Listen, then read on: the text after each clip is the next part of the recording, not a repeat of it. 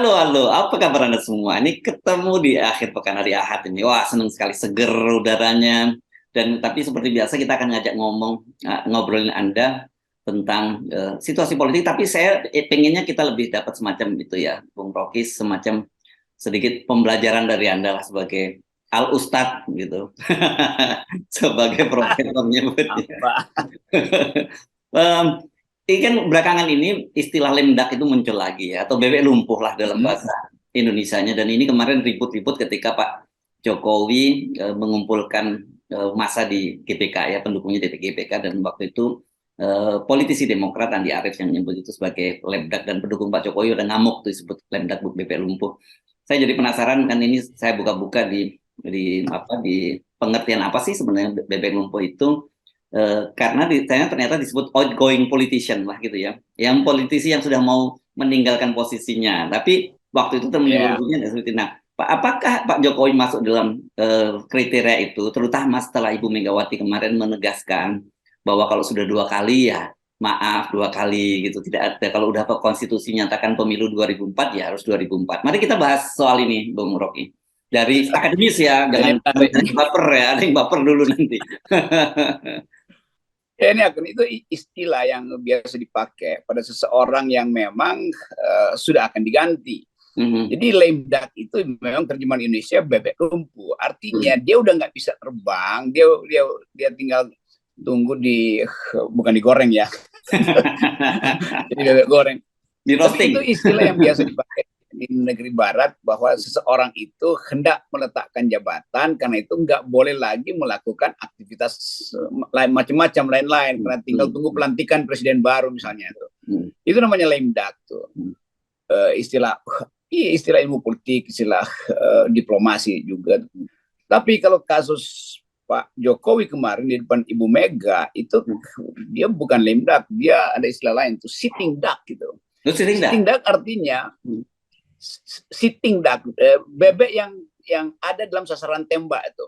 Jadi udah dikunci itu. Nah, Jokowi sebetulnya kedudukannya sitting duck gitu. Walaupun dia masih 1,5 tahun, tapi dia udah sitting duck. Artinya nggak ada lagi yang protek dia kan.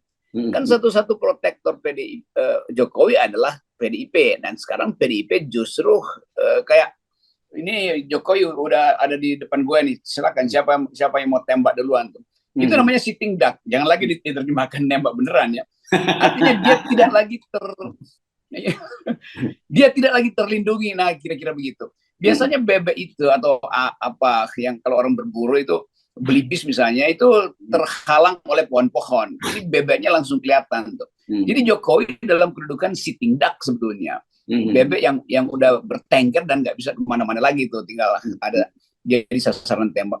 Jadi peristilaan begini sebetulnya orang mesti gunakan, karena nggak ada istilah lain kan. Kalau dibilang Jokowi udah lumpuh ya, memang dia udah lumpuh tuh, karena berupaya untuk nyari perlindungan, dan perlindungan pertama dari PDIP. Nah, PDIP sebetulnya nggak ingin melindungi. Kalau melindungi kan nggak akan digituin oleh Ibu Mega tuh.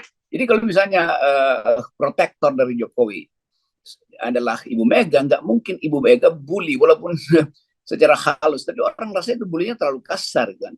Ya siapa sih dengan mimik muka segala macam. Jadi kalau kita balik lagi pada istilah tadi, dia sebetulnya belum lemdak karena masih ada 1,5 tahun tuh. Tetapi dia udah sitting duck yang tinggal nongkrong untuk dibidik gitu. Nah, Ibu Mega tentu merasa bahwa Pak Jokowi mesti dilindungi. Tapi udah berkali-kali mau dilindungi, Pak Jokowi tetap bandel dari Ibu Mega. Sekarang dibiarkan dia ada dalam sasaran tembak ke macam-macam partai itu. Nah, Demokrat tentu menjadikan Jokowi sebagai sitting duck. Agak keliru sebetulnya Andi Arief menganggap dia lemdak, tapi sitting duck.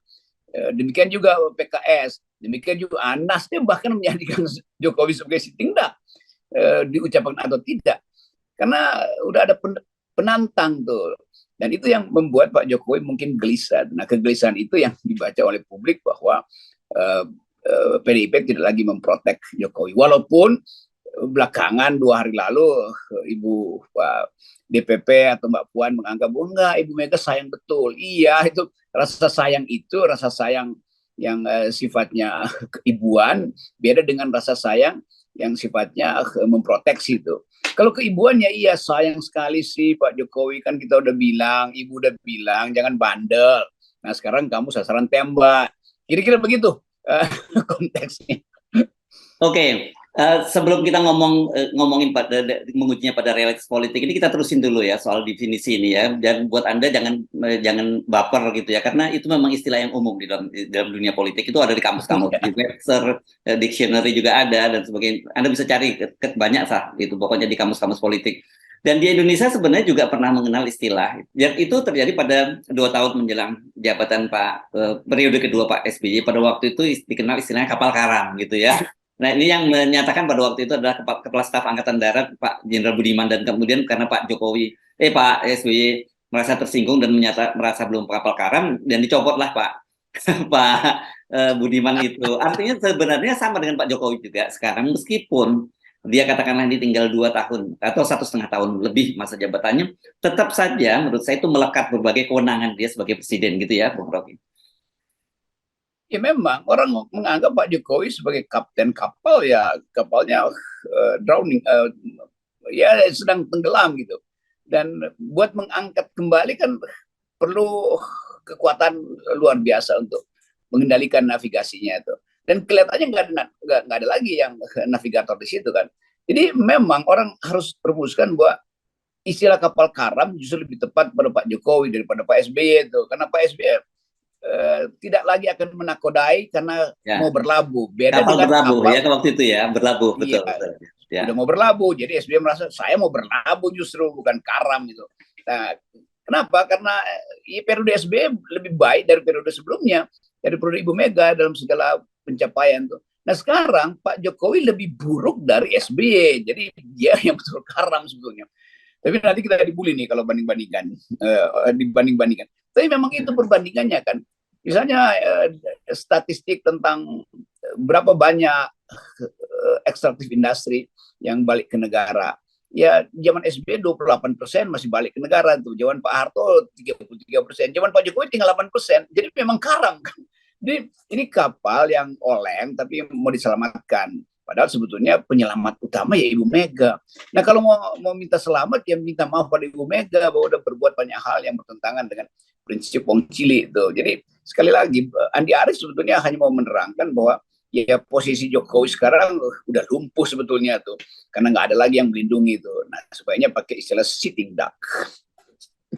Oke, mari kita uji ya, Bung Rocky, karena tadi saya menyatakan bagaimanapun juga meskipun sudah akan menurut Ibu Megawati sudah selesai, tetap saja Pak Jokowi itu presiden. Itu masih melekat beberapa kewenangan beliau. Dan kita tahu kan kemarin sebenarnya Pak Jokowi itu betul-betul sebenarnya sudah mempersiapkan ini, karena partai-partai koalisi pendukung pemerintah itu dibuat sangat gemuk gitu ya.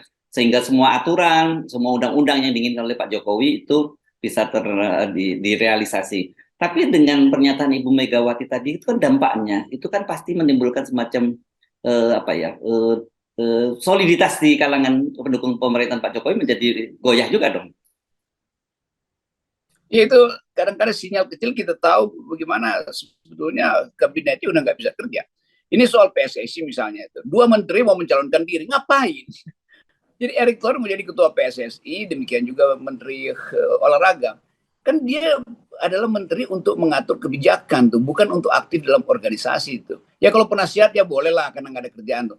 Ini jadi ketua PSSI aktif, saudara Erick Thohir adalah menteri BUMN mau merangkap jadi ketua PSSI. Itu artinya kan mau nambah elektabilitas kan. Demikian juga menteri olahraga tuh. Jadi dia pikir ya karena saya menteri olahraga sekaligus saya, bukan. PSSI itu adalah organisasi yang basisnya itu ada di FIFA, dan sebetulnya kita mesti mengerti bahwa kalau dia punya jabatan publik jangan dirangkap oleh jabatan lain yang time consuming, yang menghabiskan waktu tuh. Jadi sekali lagi bagian-bagian semacam ini yang kita anggap sebagai sesuatu yang membuat orang anggap ya presiden udah nggak bisa kontrol.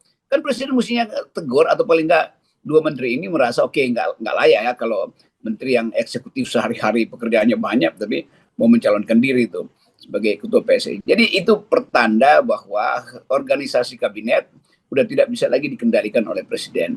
Dan itu yang memungkinkan kita makin lama makin tahu bahwa presiden sebetulnya udah jadi bebek lumpuh tuh, karena nggak bisa lagi jadi gembala itu buat menuntun bebek-bebek yang lain. Iya. Ini kalau saya baca kelihatannya Menpora ini disebut wakil ketua umum, Bung Rocky, bukan ketua umum. Kayaknya dinilai cocok jadi wakil ketua umum gitu, bukan ketua umumnya. Tapi apapun saya Iya, kira itu nggak artinya. pantas lah gitu ya. Iya, tetap itu soal elektabilitas tuh, entah mau nyalek atau jadi wakil presiden segala macam, Erick Thohir presidennya, wakil presidennya PKB. Jadi sebetulnya terlihat bahwa kesempatan kita untuk meminta Pak Jokowi menghidupkan harapan itu udah hilang. Nah, kalau kehilangan harapan ya orang bersiap-siap untuk lebih baik dipercepat daripada harapannya makin lama makin palsu itu kan. Jadi pemberi harapan palsu ini Presiden PHP ini yang sebetulnya ada dalam sorotan warga, dan warga selalu melihat, atau netizen juga melihat bahwa ya ada hal yang sebetulnya kurang etis, karena bagaimanapun Pak Jokowi presiden di depan Ibu Mega seolah-olah jadi lame duck di situ. Tapi itu faktanya begitu. Jadi gak usah baper lah. Ini banyak orang yang masih mau membela Pak Jokowi, ya nggak, silahkan.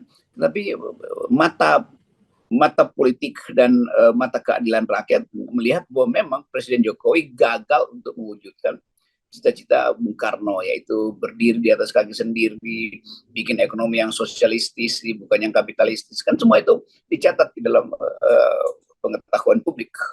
Ya, ya. Nah, dan implikasi dari pernyataan Ibu Megawati tadi itu jelas ya, pengaruhnya bagaimanapun juga akan ke partai-partai lain, dan saya menduga keras bahwa partai-partai lain sekarang sudah mulai mengkalkulasi kembali gitu ya, aliansi-aliansi koalisi mereka di pemerintahan apakah masih terus menguntungkan bersama dengan partai-partai pendukung Pak Jokowi, atau ya oke lah tetap kita berada di dalam partai politik pendukung Pak Jokowi, tapi tangan dan kaki sudah mulai bergerak kemana-mana untuk mencari yang skoci baru gitu. Nah, itu intinya sebelumnya tuh. Dan PDIP nggak sadar bahwa keterangan Ibu Mega justru menyebabkan partai-partai lain yang ada di dalam pemerintahan Jokowi nggak lagi sepenuh hati untuk mendukung Jokowi itu. Karena begitu Ibu Mega bilang bahwa kedudukan Jokowi itu ada dalam bahaya, sebetulnya kan Ibu Mega mau bilang begitu. Kenapa? Karena nggak minta proteksi dari PDIP itu. Jadi begitu Ibu Mega mengucapkan bahwa ya Ibu Mega kira-kira mau bilang udahlah, ayo udah cukup itu. Jangan lagi nambah-nambah masa jabatan dan jangan lagi merengek-rengek kekuasaan dari saya. Kira-kira begitu kan. Karena itu Ibu Mega langsung mengucapkan bahwa ini urusan gue soal calon presiden tuh. Yang sebetulnya Jokowi berharap bahwa Ibu Mega akan menyebutkan seseorang yang juga masih ada kaitannya dengan rejim hari ini. Jadi itu nggak disebutkan. Nah, itu sinyal bagi partai-partai lain untuk mulai ya cari skoci supaya nggak karam sama-sama kan. Lain kalau Ibu Mega jelas-jelas bilang ini presiden masih akan kita dukung dan Presiden Jokowi punya prestasi segala macam, itu nggak ada di dalam kalimat Ibu Mega. Bahkan Ibu Mega cenderung untuk mengatakan ya ini gagal, Presiden Jokowi itu gagal. Paling nggak gagal untuk mendengarkan permintaan atau arahan dari Ibu Mega sebagai ketua partainya tuh. Jadi kegagalan itu yang terbaca justru oleh partai-partai lain. Tapi ada partai yang masih ngotot lah, PBB misalnya tuh tiba-tiba seolah-olah Jokowi masih bagus, ya udah nggak ada soal juga. Dan orang mulai hitung PBB artinya ada misi-misi tertentu untuk mempertahankan kursinya di kabinet. Tapi sebaliknya bagi publik internasional kan simbolnya sama tuh, bahwa Jokowi udah 2 periode, ya udah selesai. Dalam tradisi internasional nggak boleh lagi ada sinyal-sinyal memperpanjang. Yang kedua, infrastruktur yang diandalkan Jokowi itu ternyata berantakan tuh, karena banyak yang mangkrak, banyak yang di markup, banyak yang anggarannya kemudian berubah, nambah 100%, 50%. Jadi kepastian bahwa ada iklim investasi di ujung kepemerintahan Jokowi itu hilang.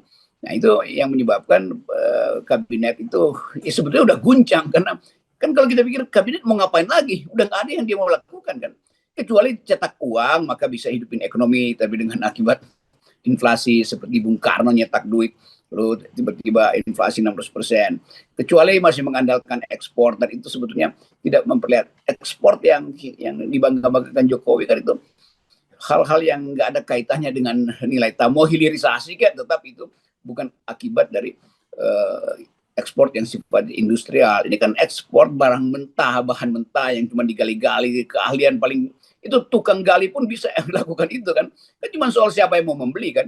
Jadi nggak ada semacam yang disebut transfer of technology, nggak ada di kita tuh. Nah karena itu kita gagal untuk menjadi negara industri sebetulnya dengan kekuatan sendiri. Ya. Akibatnya ya udah buat membangun ya utang aja. Nah semua itu diketahui Ibu Mega, dan Ibu Mega merasa bahwa ini kenapa nggak saya aja yang mimpin kalau begitu tuh sebagai presiden 2024 nanti. Dan sebenarnya gini, kalau kita mau fair, Ibu Megawati ini nggak bisa disalahkan banget. Kenapa? Karena kalau tidak ada upaya dari Pak Jokowi dan juga tim orang-orang seputarnya untuk memperpanjang masa jabatannya, kan dan menunda pemilu, maksud saya, dan seharusnya kan nggak perlu terjadi semacam ini. Ibu Mega nggak perlu mengumumkan itu. Dan orang tahu, dan Pak Jokowi ya memang sudah secara konstitusi memang harus mengakhiri masa jabatannya kan, harusnya seperti itu, Bung Rocky. Kalau kita balik, karena sekarang ini kan banyak sekali pendukung Pak Jokowi tersinggung dengan Ibu Megawati. Harusnya Ibu Megawati juga tidak mengucapkan itu kalau tidak ada upaya mereka memperpanjang masa jabatan Pak Jokowi kan gitu. Ya itu kan Ibu Mega melihat ada asap, berarti ada api yang akan ada api, berarti ada asapnya itu. Jadi Ibu Mega memang ingin menegur. Karena Ibu Mega saksikan sendiri kasakusuk relawan 3 periode perpanjang segala macam. Jadi kalau Ibu Mega bicara keras di situ ya memang dia benar.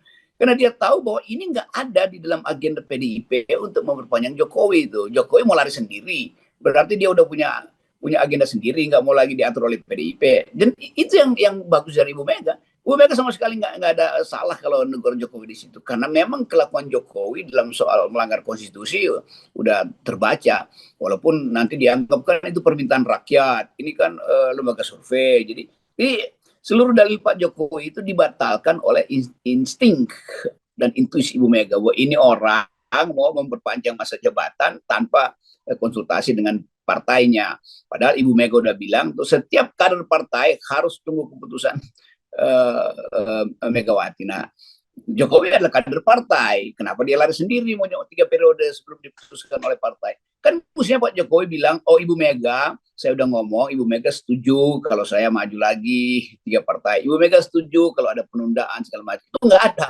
Jadi orang yang kemarin menganggap bahwa Ibu Mega diam artinya udah deal dengan Jokowi. Ternyata Ibu Mega tidak pernah ada deal dengan Jokowi soal perpanjangan masa jabatan, soal penundaan pemilu, dan itu yang mesti kita lihat sebagai kegigihan dan keteguhan hati Ibu Mega untuk taat pada konstitusi. Yes, ya jadi terjadinya sekarang sitting duck itu ya karena Pak Jokowinya sendiri ya, jadi nggak bisa, jangan disalahkan Ibu Mega gitu, bahwa cara Ibu Mega menyampaikannya dan kemudian itu di depan umum, di publikasi itu dua hal yang berbeda, tapi esensinya tetap sebenarnya justru Ibu Mega akan dicatat oleh sejarah bangsa ini bahwa Ibu Mega adalah orang sebagai penjaga konstitusi gitu. Ya itu yang betul. Apa bedanya Jokowi dan Ganjar? Apa bedanya Jokowi, Ganjar, dan Pramono Anung? Apa bedanya Jokowi, Ganjar, Pramono Anung, dan Pak Rudi itu? Sama-sama kader PDIP. Jadi sama-sama mesti tunduk pada keputusan Ibu Mega soal pencalonan presiden tuh. Bukan karena presidennya petahana punya kekuasaan lalu bilang ya saya mau sendiri. Enggak, itu Ibu Mega tersinggung karena dari awal beliau ini Presiden Jokowi ini dilatih untuk mengerti bahwa dia diasuh oleh PDIP. Jadi jangan cari pengasuh lain, kira-kira begitu pesan Bu Mega tuh. Oke, baik. Terima kasih Bung Rocky. Dan kalau kita penikmat bebek ya, saya kira kita tidak dalam posisi sebagai bebek panggang atau bebek. Kita sukanya bebek panggang atau bebek roasting, bukan bebek lumpuh ya. Ya, roasted duck ya, itu lebih enak tuh daripada sitting duck. Ya. Oke. Tetap 0%, Bung Rocky. Jangan lupa. Ini dia nih. Ini babysitter dari demokrasi adalah 0. Yes, oke. Thank you.